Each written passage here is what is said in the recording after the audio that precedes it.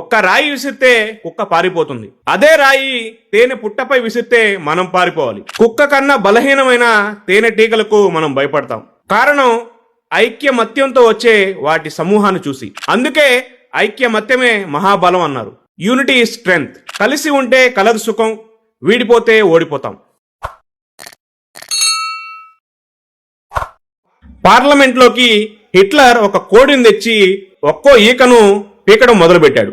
ఆ కోడి బాధతో విలవిల్లాడిపోయింది.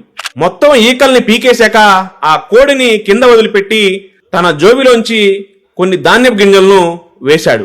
ఆ కోడి అతని బూటు కాళ్ళ దగ్గర పడిన గింజలను చాలా ప్రేమగా తినడం మొదలుపెట్టింది. ఈకలు పీకేసిన సంగతి కూడా మర్చిపోయి ఆ కోడి ఆ ధాన్యపు గింజలను తింటూ ఉంది. అప్పుడు హిట్లర్ పార్లమెంట్ లో ఇలా అన్నాడు, ప్రజలు కూడా ఈ కోడి లాంటి వారే.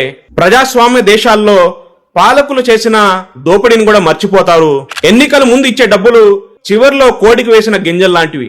కోడి ఎలాగైతే ఈకలు పీకిన సంగతి మర్చిపోయిందో ఈ ప్రజలు కూడా దోపిడీని మర్చిపోతారు. ఇందులో చాలా పెద్ద నీతి ఉంది. 500 నోటు కోసం, ఒక బీర్ బాటిల్ కోసం మీ పిల్లల భవిష్యత్తును తాకట్టు పెట్టవద్దు. జీవితం బాగుండాలంటే పేరులో అక్షరాలు మార్చుకోమని, అంకెలు మార్చుకోమని, ఇల్లు మార్చుకోమని చెప్తారు కానీ ఎవరు కూడా బుద్ధి మార్చుకోమని చెప్పరు.